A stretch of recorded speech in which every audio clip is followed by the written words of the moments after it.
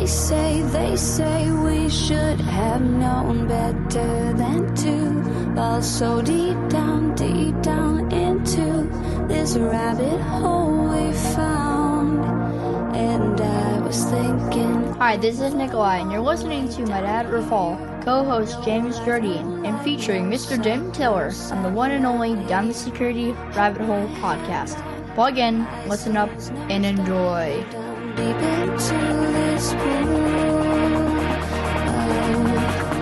regrettable situations. Pitch black, think back to the last time that we were happy.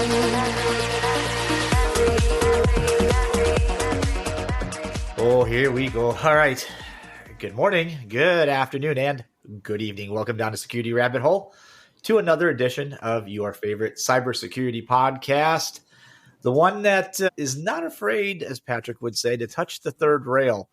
I often enjoy having guests that, one, like to put a finger in the eye of the fairly complacent industry that just likes to churn money.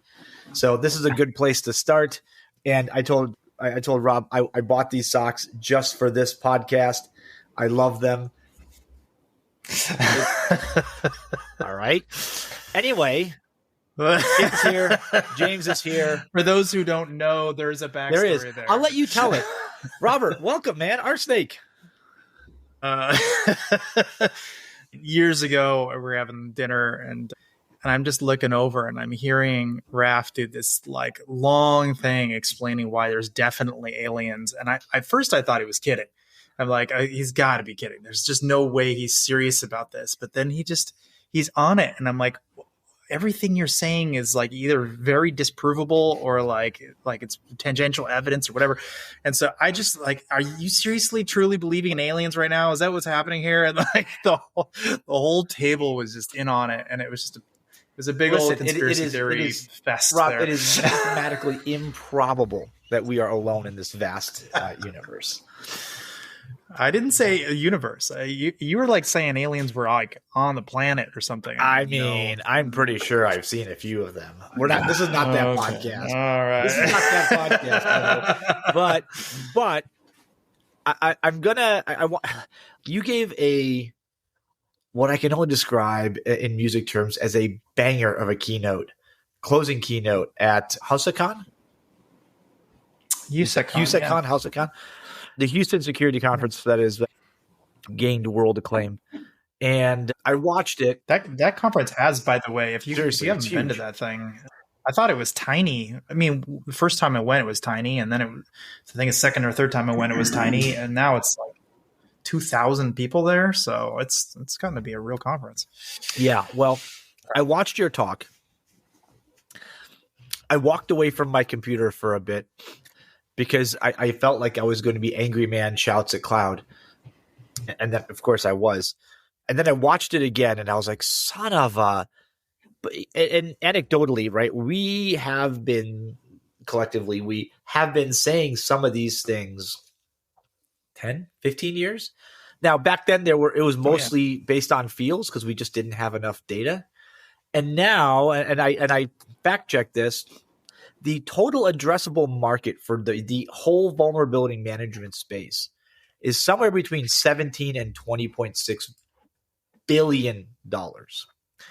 So, Rob, yeah, that sounds about right. I feel like, and the big three make up about 10 billion, which confetti out the ears, right? Like, okay, I feel like people are going to put you on a list for what you've been saying. I mean, another list. I've certainly been getting it from the sidelines. There's a lot of back channeling about me, and I've heard some really fascinating things. Like I'm so dumb they're gonna have to get sock puppets to explain it to me. Was a good one. I'm willfully misrepresenting the state of affairs was another fun one. And then one accused me of, because my former business partner, there was a murder suicide, that I'm so distraught about that Jeremiah needs to intervene because clearly this is related to that and not about the technology. Like there's some real doozies out there about this. So people are very upset. And I think there's several things going on. One is very poor understanding of what I said. Just, I wouldn't even call it uncharitable reads, just actually not understanding. So that's one category. I think there's uncharitable reads because I am effectively going to people's homes, and they need, if I win, they lose. And that's not necessarily true, but I think in enough of a context of they could see business decline significantly if I turn out to be right. And by the way, and so they should. I'll leave that to the audience. You don't have to say it. We can. But I do think that they don't have a choice. They're going to die if I win. And so they have to fight because there is no middle ground from their perspective. I actually think there is a middle ground. I think there is a way for them to get more in line with where the future is going. But the incumbents, I think, have a really poor incentive, kind of like a Blockbuster killing their own line of business to embrace streaming media or something. Like, yes, they could have done that, but it would just destroy their existing business. And so therefore they won't, and they'll go out of business. And so I think there's some of that going on. And so bad incentives to understand what I'm talking about, literally just very uncharitable reads because they're trying to disprove something I'm saying, even though I'm not even saying what they are saying that I'm saying. And then there's just sort of the rest of everybody else who's just concerned that change means disruption, and they have certain business processes, they have certain things, and they're worried that I represent a lot of work, and they're not prepared to do a lot of work. But the nice part is I actually represent less work, not more work, because I think that the vast, vast, vast, vast majority of the things the incumbent security vendors are finding simply are never exploited. And if they're not exploited, they kind of, in my mind, fall into a different category. I don't have a word that I love for it, but we've been internally calling it nuln as opposed to a vuln. It's sort of like it's like if you fast forward the clock 1,000 years and no one exploits this thing, is it really a vulnerability? It's something. It's bad. It's a weakness, but it's not actually the thing that we're worried about. It doesn't represent actual risk. And so if you actually try to think about security in a risk context only and forget everything you've learned up to this point about security and something being remotely exploitable or not, like we started like trending what is actually getting used against, let's say, like exploit DB. It's all remotely exploitable vulnerabilities, or anything in CVE list v5 that has has code attached to it bit flipped on, right? And there is next to no overlap between what attackers are using and that list. It's just not a relevant list. It's like 25,000-ish, something in that range of vulnerabilities that have an exploit attached to them. And there's only hundreds of vulnerabilities that are actually being exploited by attackers. So there's no correlation. I mean, not a meaningful correlation anyway. I think that's, I don't want to bury the lead. Like that's the defining thing, is that of the tens of thousands of vulnerabilities that we're all told to patch, whether there's the criticals, the ultra criticals, it almost doesn't matter the back. Like we could give the background. I like your background and like how people score them and how these different scoring systems came to be and how nonsensical some of them are, like the CVE or no CVSS. CVSS. Yeah. Like the rationale behind that blew my mind, and how completely arbitrary some of this is. Like somebody made up a number to make it look good. Now makes the graph line look stupid. Like that's an obvious one. Yep. But I think one of the most salient point for me, and I'll let you continue a second, is that there's so much work that has been put into patching and hand waving around the potential risk that was completely irrelevant for the last 30 some odd years.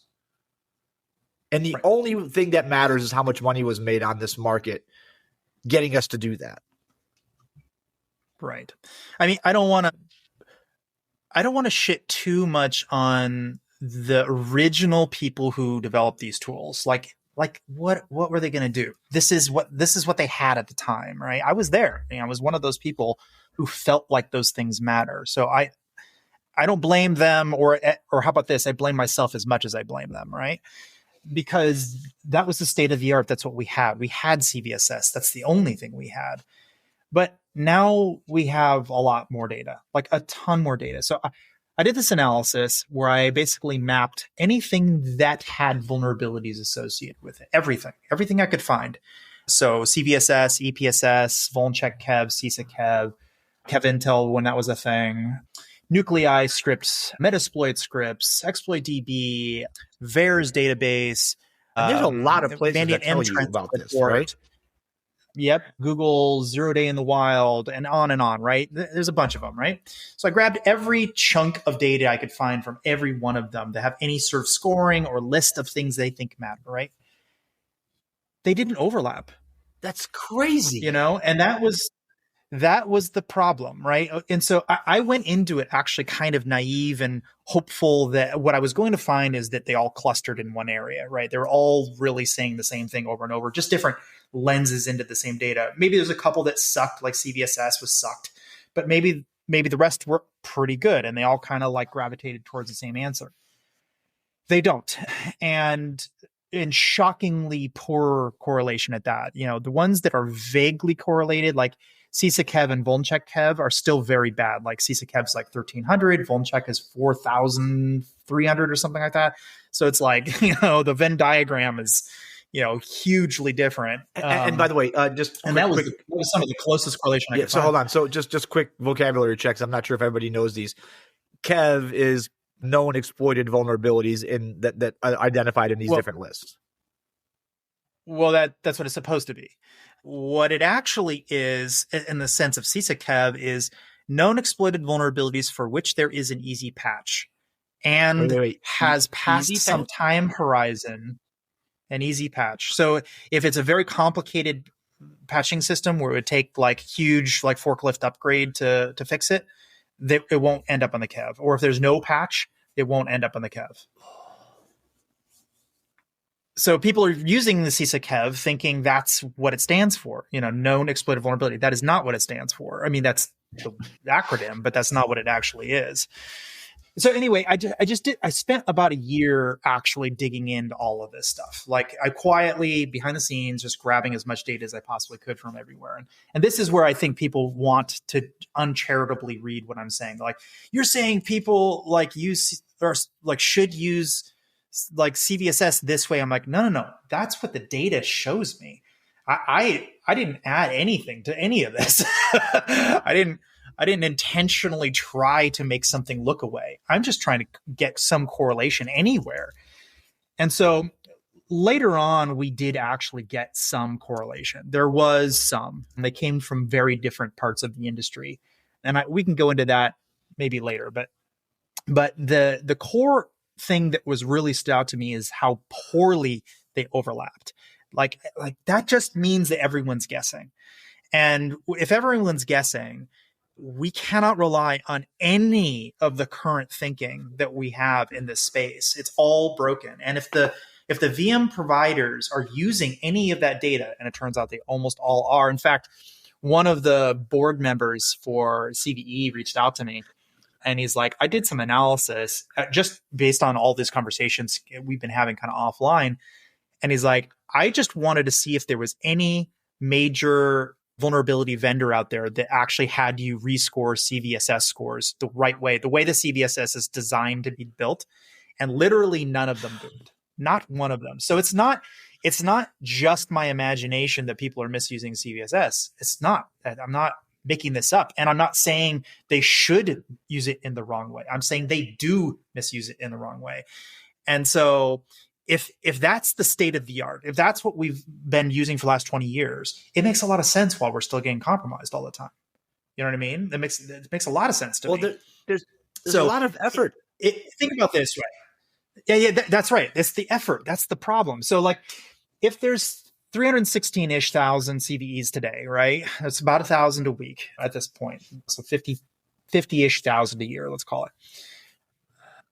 And I am working for a big company where I'm getting, let's say 5,000 new CVEs pouring into my inventory of exploits I need to deal with, every week, every day or whatever, it's not, sometimes it's the same CVE like hundreds of thousands of times or whatever, but it's still a lot, right?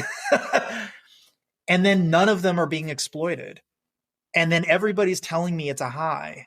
Well, what am I supposed to do? Am I supposed to say I'm going to fix everything from high to low? Because now I'm wasting a bunch of time on a bunch of vulns that are coming in, that are piling up in my inventory. And some of these companies we talk to have 8 digits of vulnerabilities. They have well over 10 million vulnerabilities. And we're telling them that's the industry status, fix high to low, just go fix it. And, fix the Kev lists first. We'll tell them, then EPSS next, we'll tell them. And then I guess CVSS falls in there somewhere. I don't know. Or maybe CVSS instead of EPSS or something. You rescore everything with some magical tool that doesn't exist. And like, that's what we're telling the biggest companies on earth. And they are honestly really sick of this. Sure. We did some analysis. We talked to about 100 different VM groups in different companies around.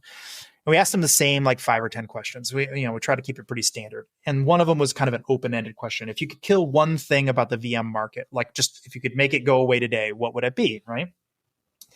And so the answers varied, but not very much. There was about 10 answers that we heard in total, and 2 or 3 of them we heard over and over and over again.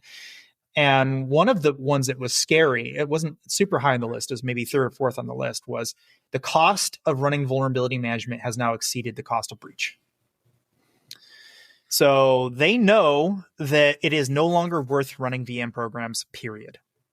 Well, because Rob, think about having. Shouldn't that very much frighten our 100%. industry? I can tell you anecdotally, and with now very old numbers, but going back in the 2000s when I worked for a large enterprise, my responsibility was vulnerability patching for a while. And we're going to people that own these big mid-range systems, right? And we're saying to people that have a 99.99% uptime requirement, hey, I need these 17 vulns patched this month. And they're like, no. Like, but you have to. And the thing that where I always tripped, like the part where like the conversation just hit a wall was why? And we have it. I felt like we never had, except for because you need to change your grade from a B- to a B+, Raph. Because the tool said so, Raph. Why are you being stupid? The tool said. And that's actually one of my biggest beefs is this whole context of what I call stoplight infosec. Anytime you see a constrained list from 0 to 10 or 0 to 100, which by the way is 101, or anytime you see red, yellow, green, or any high, medium, low, or ABCD, it's always the same thing. It's a constrained list. You de facto cannot do math on a constrained list like that. I mean, it's not safe to do it. You can do it, but it's not safe. But what happens when someone sees a number is they think that they can do math on it. But if I just change the number to a grade, I say, how many A's is a B worth? Or vice versa. What does that mean? If I have 10 vulnerabilities that are an F and one that's an A, can I trade? Can I do some amount of some? Can I give? How much is that worth? And by virtue of that not sounding like I'm saying something that's sensical, it's because it is not sensical. It's just that we've converted one weird system into a number, and that number sounds like a thing you can do math on, but you actually cannot do math on that, not safely. And you could prove it actually. If I have a vulnerability that's a 1 and let's call it $1,000 worth of risk, it's like a full replacement laptop cost or something is $1,000. And then I have the world ending F. Like we all agree this is the world ending F. Is it only 10 times worse? Is it only $10,000? No, it's going to be billions of dollars. Well, why can't I do that math? Because we're not starting with real math. We're starting with a constrained list that has no bearing at all on actual risk. And so I don't like any of the systems we've currently built because I actually don't think they answer the question, which is why, Raph, when someone's asking, why should I fix this? You can't answer the question.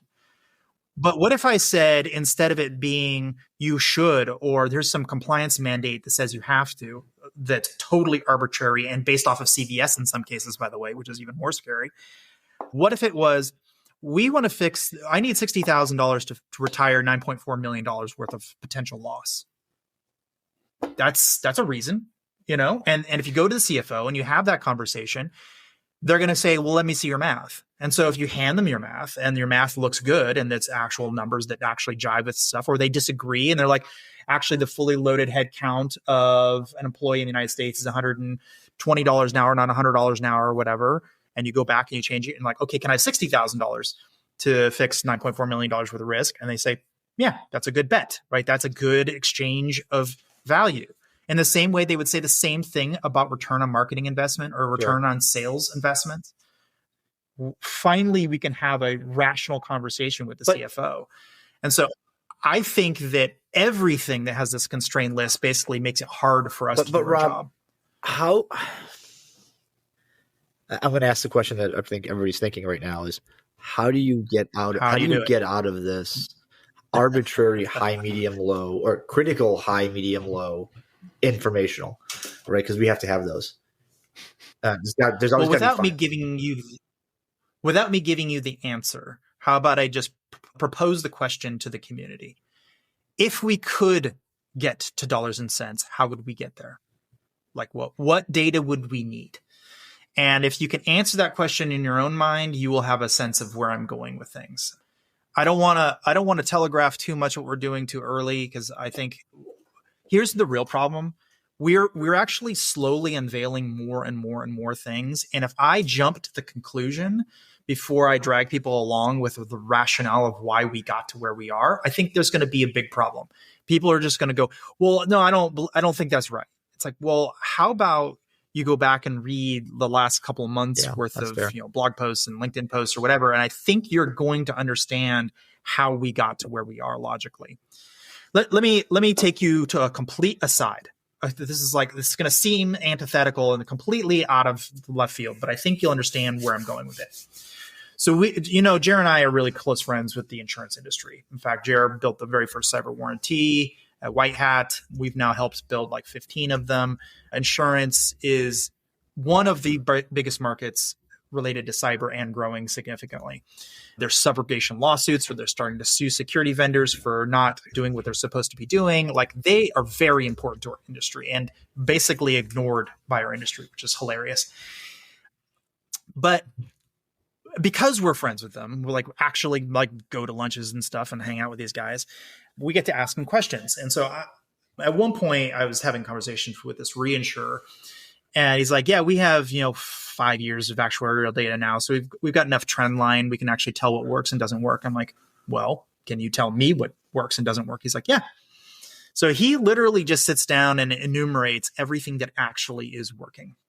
Now, that list is not very long, right? We always assume that, though. Yeah, but now we have data to prove it. Now, there's some caveats to this before I start, because people are going to go, Robert, you're missing this and that, blah, blah, blah. I'm like, okay, I'm not as dumb as I look, right? So the first caveat before I explain anything else, this is only related to claims. So if for whatever reason it doesn't end in a claim, it's not going to get on this list. So for instance, if you're a oil and gas company, with the exception of Colonial Pipeline, or if you're a water or power utility or something, you may never see a claim, but the Chinese or Russian military are breaking into you, right? So that's caveat one, important caveat. Caveat number two is they can't tell what works and doesn't work if the install rate is so small that you can't disprove the null hypothesis is basically the problem. So if anything is really brand new tech or just not widely deployed, they don't know if it works or doesn't work. But there's a lot of things that are very widely deployed that aren't on that list. A lot. Things you've heard of, talked about frequently. I give you one. So there's let me answer. Give me one. Stuff that's on the list. I'm going to give it to you, and it'll be an interesting conversation, actually. So the things that are on there are things that are related to stopping the breach, things that are designed to reduce dwell time, and then there's a couple of random things like DFIR, right, that actually do help dwell time reduced dwell time, but really it's more about understanding what the initial access vectors are, right? But things like EDR would be on that first list. Things like deception technology, like Thinks Canary, for instance, would be on that second list. So you can kind of fill it out in your mind, right? So that's the sort of the three categories. And there's maybe like 11 things total on the list. Ironically, vulnerability management was not on the list because it is so bad currently, right? It does not do the thing it's supposed to be doing currently. I think we can get it on that list because I think it's just a matter of making it work properly. But for now, it's not on the list. But here's an even more interesting one. There isn't a single thing related to web application security on that list. Nothing. You just broke James's heart.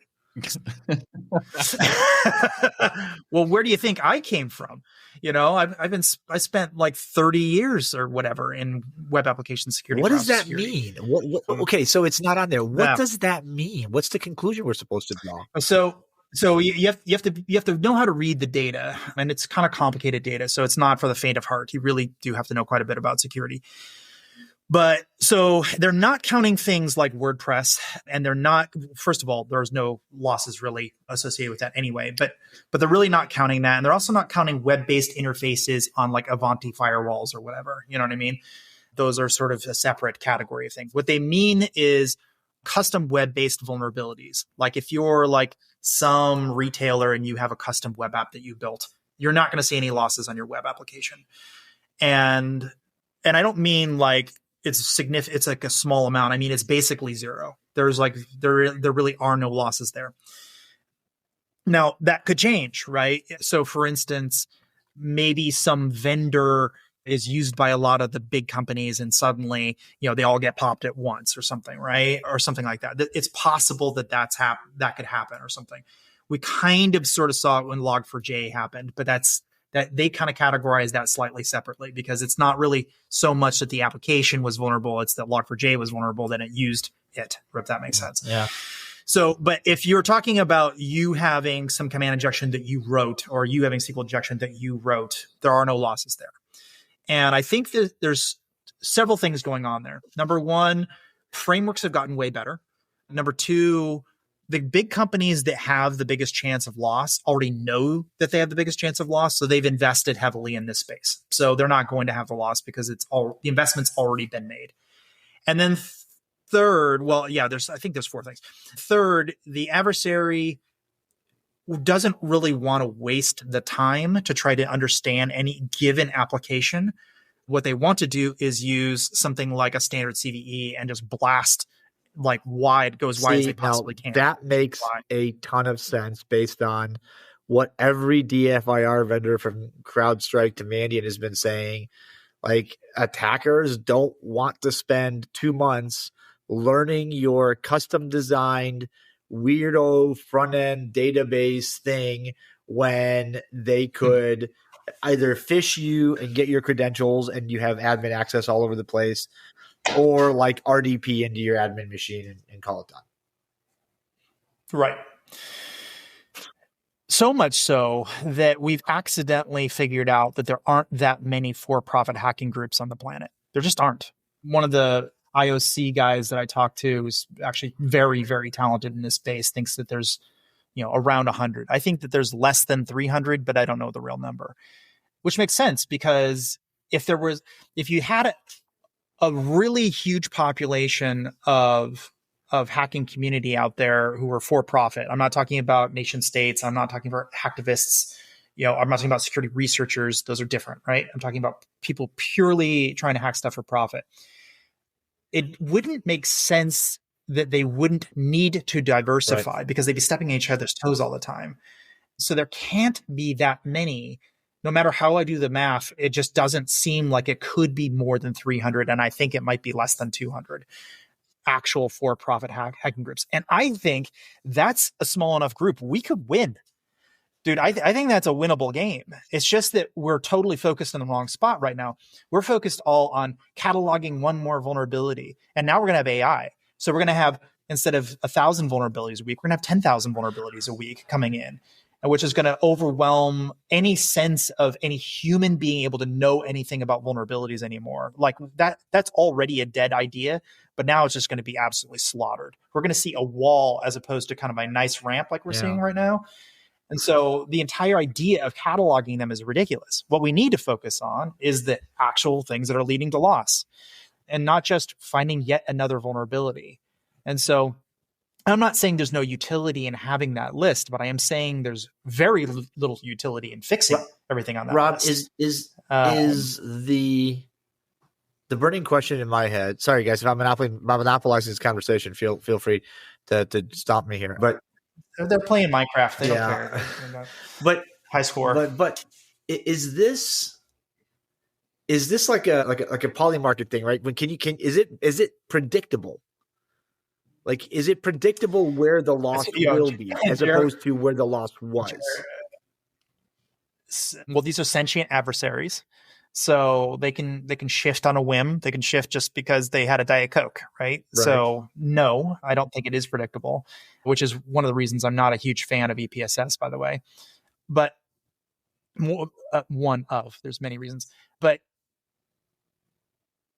Jer and I had this kind of joke for a while. We're like, we should create a pool to see who could guess which vulns were going to be. I mean, you can do that in Polymarket right now. And but listen to the joke. And we thought about it for like 10 seconds. And I'm like, no, the adversaries would win every single time. He's like, exactly. Because they're the only ones who have any fucking clue what they're going to do next. That's awesome. Then you know exactly what's going to happen. That's brilliant. That's funny. That's both funny and sad. I'm not sure how to feel about that right now. I'm conflicted. Listen, so we're talking about fundamentally changing the problems, how we see the problem space in cyber, from it's limitless and it's impossible, and then trying to fake math rationalize our way through it to something that's rational and math based and risk based. My only problem, Rob, and I'm not crapping on your idea because I think you're onto something, but my only problem is like about 99.98% of the security space doesn't actually understand what the word risk means. Are we and even the people who really are absolutely adamant that they do understand it don't understand it, which is interesting. Yeah.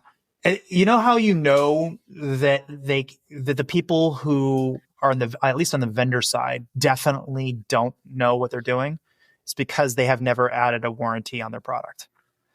Because for them to do that, they would have to have a cutoff point. They would have to say, here's the point at which you can stop fixing.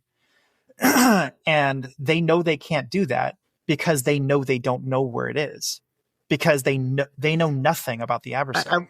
They've forgotten the adversary even exists. They're not really paying attention to the adversary. They're only focused on vuln. But I'm listen. I don't have a problem with warranties. This is important. I don't have a problem with warranties in general. I have a problem with the fact that warranties have 27 clauses that says if you don't do exactly this on a Tuesday, then I'm not paying. Yeah, fine.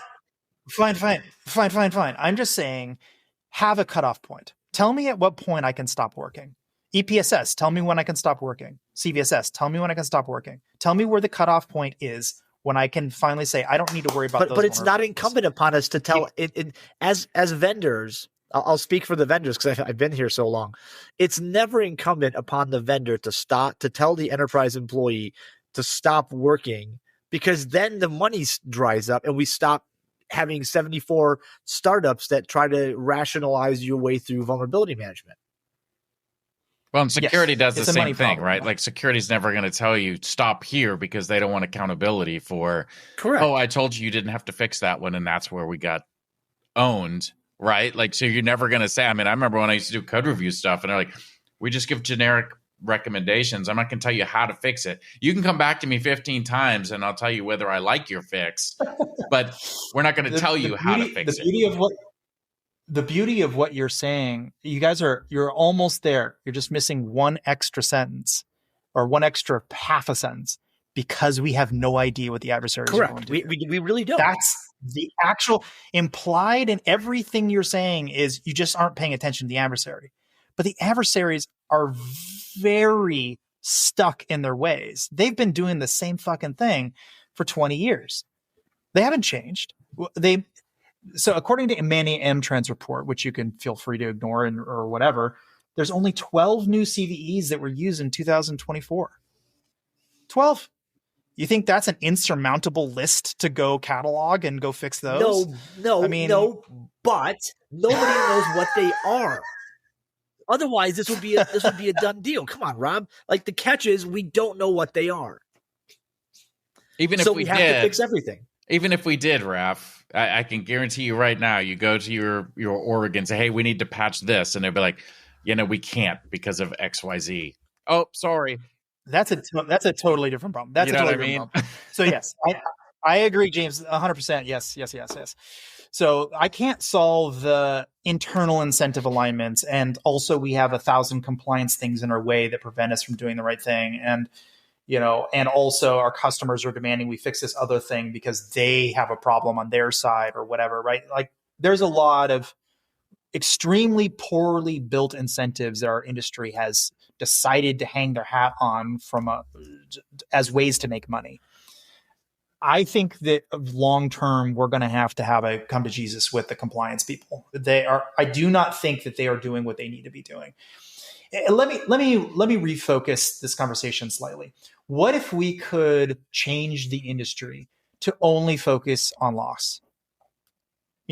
For the people who don't have losses like government or critical infrastructure, okay, they have a sort of different problem. We'll deal with them as a separate side issue. But for everyone else, let's focus on loss. What things would you invest in if you knew all you had to do was make sure that your board didn't yell at you about loss? You'd make different choices, wouldn't you? It'd be easier not to get fired. You sure wouldn't be running arbitrary scans on your internal network all day and yelling at people about cross-site scripting, would you? You wouldn't be worried about HSTS headers. You wouldn't be worried about a slightly weak SSL certificate, would you? Or seriously, I'm asking a question. Wordy banners. Yeah, I mean, we are wasting untold billions of dollars on absolutely wasted effort. This is not leading to loss. No. And so if you could focus your energies, just theoretically here, I'm not telling you how to do anything. I'm just saying, if you could focus your energies only on loss reduction, I have a feeling you'd look very differently at all of the products out there. So if the cost of doing a vulnerability scan outweighs the cost of the actual bad thing happening, which we are hearing from these big companies, by the way, that's bunk. That means there is a rational rejection of our industry. That means that we have overplayed our hand. When subrogation lawsuits are coming in from the insurance industry because we have failed to do the minimum bar of what we say we're doing, we have failed. And now now what's happening is the industry is starting to tighten their belt. And we are not prepared as an industry for what happens next. We have not done our homework. So I've started doing the homework. I'm out there actually trying to figure all this stuff out.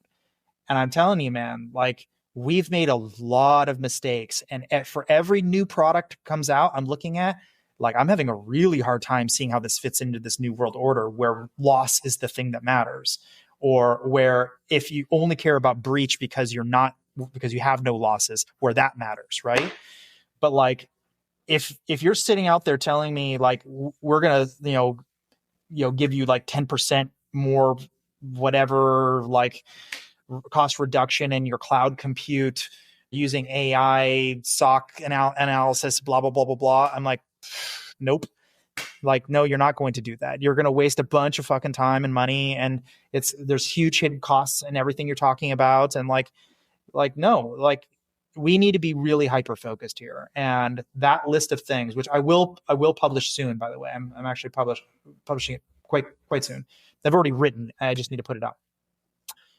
That list, which is short, I think it's 11 or 12 things or something, will, I think, be the roadmap for where all future investment really needs to focus if we actually care about loss. And then you'll be looking at what's not on that list and going, why isn't it on that list? Why isn't it there? And there's two reasons it's not there. Well, three reasons. It's either too small, you can't disprove the null hypothesis. It doesn't work at all, which, that's really telling. Or we accidentally won. It's secure enough. We've already over-engineered that area. We don't need to invest more there. I wonder how many. God, oh man! All right, this show's gonna go a little bit longer. I'm sorry if you're done on the treadmill and you're like, wait, why are they still talking? I wonder, Rob, how many. And Jim, this is something I think maybe near and dear to your heart too. Is I wonder how many of these things, these parts of enterprise, just enterprise IT and behaviors, we're going to find that like, oops, we've actually done a good enough job. Like we've actually secured this thing. It's okay now. Like it's okay to leave this alone as is. I just for now. Well, I mean, sure, for now. Well, so to be clear, if we do our job in the VM space, I expect them to start pivoting back to things like web applications or whatever. Or I expect them to go from a handful of, hundreds of CVEs they're using totally ever to maybe thousands or tens of thousands. But right now, why would they bother? No one's forcing them to shift. No one's adding any cost. Yeah, but we've been talking about raising the cost to the attacker for so long, and we've only raised the cost to ourselves. But we don't do it. Yeah, we've increased our own costs exponentially. We've done nothing. We've done nothing for the adversary. Their costs are unperturbed. That said, there are tools and technologies that are actually making a difference, and I don't want to throw the baby out with the bathwater. So there are companies that are really actually moving the needle, but compared to the size of our industry, if our industry is 100, they're like 5% of our industry. Like the vast majority of the companies in our industry are not moving the needle. So what? We just. I mean, this kind of feels like there needs to be a massive. I was going to say it feels like the Red Wedding is coming. It is. It is coming. You can almost feel it, though. Look at all the look. If you're listening to this podcast, and you're at all concerned about you having a job in the next 5 to 10 years, you really need to be thinking about this, because there are companies that will survive and there are companies for which there is zero value at all in their existence. They do not move the needle. And I think we're going to have better and better tooling to identify which is which very shortly. I don't think I'm going to build that, but I think people who are smart are going to need to build it to figure out where they spend. And they're going to start publishing that information, because why not? I think, why not help the rest of the industry out to figure out where you should and shouldn't be Rob, spending? I think the insurance industry is going to, at least a part of it that deals with, the ones that deal with cyber are going to look to real data from breaches from the DFIR companies, from the class action suits, from the after action, right? Like after the root cause analysis, RCAs of these things. They're going to take that data. They're going to hire some of them. I know lots of really, really smart cyber people that work in cyber and insurance. And you're like, but why would you do that? Because that's where the answer lies. It's not, man, I have seen some really shit ROI calculators in cyber. And every time somebody comes up with one, I'm like, that is verifiably like nonsense. Like, well, it's the best we've got. And it's like, okay, that maybe, but I think insurance has better. And now that we're finally starting to collect data, I think now they do have better. But here's the thing. Insurance, they're very smart and they're also very dumb. They know a lot about insurance. They know about loss. They know some stuff about claims and how things happen somewhat, but they really don't know security like we know security. That is not their core area that they're focused for on. now. So if we put our, I don't know, unless you're talking about Coalition, those guys are smart, but the rest of them are not that smart. They don't know what we know in this group, right? We just know a lot more about the different areas, different things you can pick at. And so if we put our head together and we're like, look, how do we get better data? Like way better data. Like forget all the stuff, forget getting Fortinet firewall, fire hose stuff of just garbage noise of like pen testers and bug bounty guys hammering it all day and calling that indicators of threat. Like, what are you doing? Like, that is garbage data. And like, anyone who's seriously looking at that and saying that's real data, I mean, what are you doing?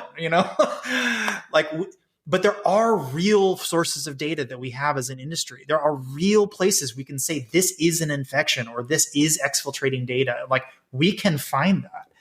And that is so wildly more useful for figuring out what is and isn't working, how things are moving around, what bad guys are actually using. Like, we just haven't put our head together as an industry. Like, really, we're not thinking in the way the adversaries are thinking at all. There's been no incentive, Rob. There's been no incentive because money kept flowing.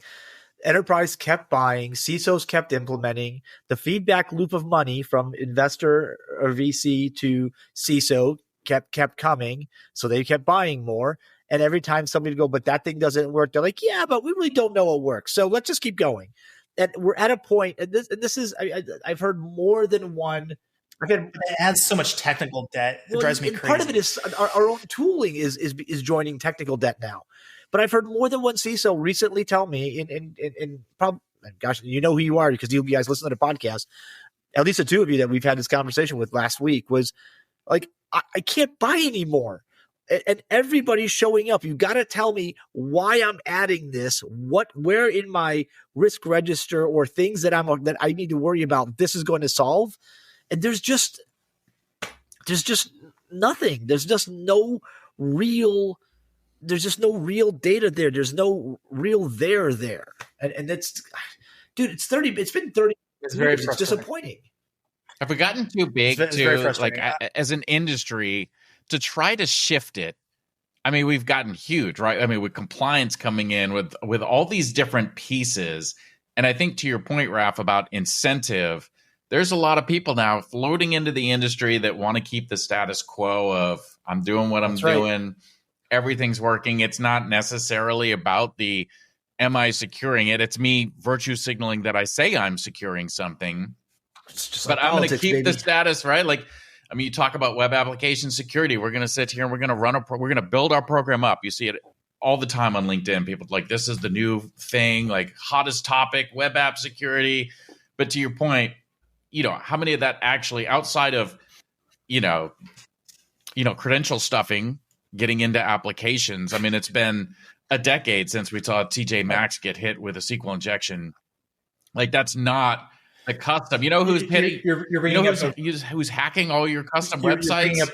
Is the bug bounty programs, and then they're sitting there putting it out there. I bet most of the things you see of a data breach for custom apps was a researcher filing an article on it and not actually dumping data. Right. So I used to run hackers.org and slackers.org. We had this thread called So It Begins, and it was something like 100 pages with maybe 20 comments per page. So call it some in the neighborhood of, 2,000 cross-site scripting exploits that we published. So if you're thinking about it, here's a group of hackers who are openly publishing examples to and working exploits of some of the largest companies on earth. In fact, all of the largest companies on earth, anybody we could think of that we could find. That's surely sign of exploitation. Great. Where's the loss? Who lost money? I mean, surely somebody had a minor reputational damage while they, had to go patch something real quick so they didn't look stupid. But there was no loss. There was no credit card stolen. There was no we didn't get this secret recipe for Campbell's soup or whatever. We got nothing because that wasn't what we were doing. But if you conflate bug bounties and hackers and researchers that are just trying to figure things out with actual people trying to steal the money out of the credit card database or whatever, or PII or whatever they're after, you are definitely not understanding where the actual adversaries are. They're these are different people, different groups entirely, different motives, different tools, different thinking. One can spend all day on a website to get themselves a black hat presentation. The other has got to do this hundreds of times per day. They don't have time to wait around to figure out, if I could just flip this one bit here or there. I mean, yes, it's vulnerable. I'm not saying these things aren't vulnerable. They're absolutely vulnerable, but it doesn't matter. No one's attacking them. Well, to the point, a little bit to the point too, there, most of those custom web apps outside of your social media, a lot of those are you have to sign in, you have to have accounts, you have to have all these different things that, to be fair, during most testing, pen testing, bug bounty testing, all that stuff, what are you given? You're given multiple accounts. You're given the cheat codes that, again, your true adversary would not typically have, right? So yes, they are vulnerable. There are issues, but is that the path of least resistance that somebody's coming to actually get into your system? Now, to be fair, there is one thing I am truly worried about that falls way outside of all of this stuff. We have seen some examples where people are paid low hundreds of dollars to give up the credentials from the inside to external adversaries to allow them to compromise whatever. Like, so they are given the cheat code for a couple hundred measly dollars, right? That could change things a lot if that takes off. But if that doesn't take off, then adversaries are going to keep doing the same thing that they've always been doing. Rob, to blast the spray and pray. To underscore the point, do you remember Spectre and Meltdown? How much industry literal meltdown there was? How many people lost their damn minds over this thing? And I want to do like a add in Rowhammer, and you have a trifecta, right? And I want to do a where are they now? Well, they're still there. They're still vulnerable.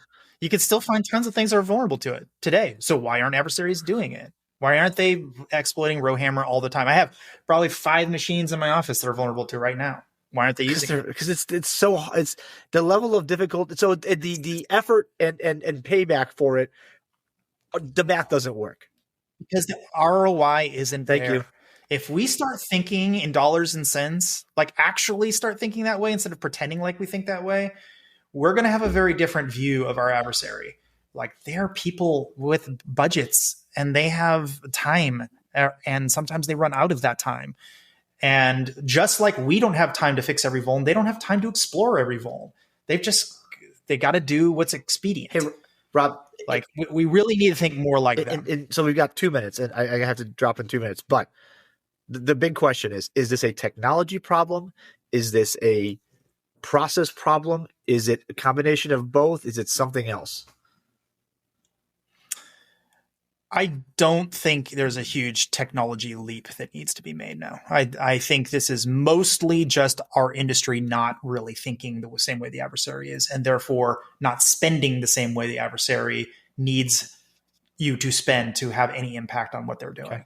Not to say that everyone is doing it wrong, but I think what really happened is a lot of people kind of fell into the right idea as opposed to are actively thinking that this is the right path.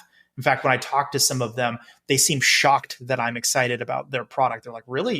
You're interested in this? I'm like, yes, because you guys are moving the needle. Like, it's super interesting, actually. But a lot of companies are just not doing anything. In fact, in many ways, they're making things worse. I wouldn't be terribly surprised if the cyber insurance industry said they were never going to allow a premium to be written if you have Avanti firewalls or Fortinet firewalls, for instance, because for whatever reason, that is not very good code. All right. Well, James had to drop. We ran this way over, but I'm hopeful that some of this sticks and makes sense, man. If for no other reason, then there's got to be a better way. Because the hamster wheel. I mean, many of us have died on this hamster wheel. We haven't moved. We were in the same spot we were years and years ago. I don't know what else to say. Thanks for having me, Raf. I appreciate it. All right. Well, folks, I don't know if that was a depressing conversation or not, but at least I can say we know what we should be looking for at the end of the tunnel, and at least we know that we're not at the end. So there's that, right? Like, we've identified the journey. Maybe Rob has the answer, maybe not, but I will tell you that the answer is not what we're doing today. That we can all, I think, agree on. And watch this space. We're gonna follow you along on your journey, and I keep reading your stuff because probably wise. I mean, look, because the reality is, look around, you guys. The only thing that's happening is the vendors make a ton of money, and we all on the industry side burn out, and it's harsh. And All right, everybody else is gone. Rob, just me and you, but I'm going to say on behalf of Jim and James, thanks for doing this. Folks, thanks for sticking along this long. This is almost an hour, but this was a great conversation. I hope it was worthwhile. I hope you got something out of it. And if you have something to throw back at us, if you've got data to disprove, prove, argue with, or want to tell me that my conspiracy socks are true and that aliens do exist, don't identify yourself, but just be out there, man. It's okay. We know you're here. We know you're here. So for the Data Security Rabbit Hole podcast and my awesome guest here, Rob, thanks for listening. We'll catch you guys another time, another place on another Data Security Rabbit Hole podcast. Ciao. Bye. This is Bella. Thanks for listening. Don't forget to leave my dad a review and share this with your friends. Bye.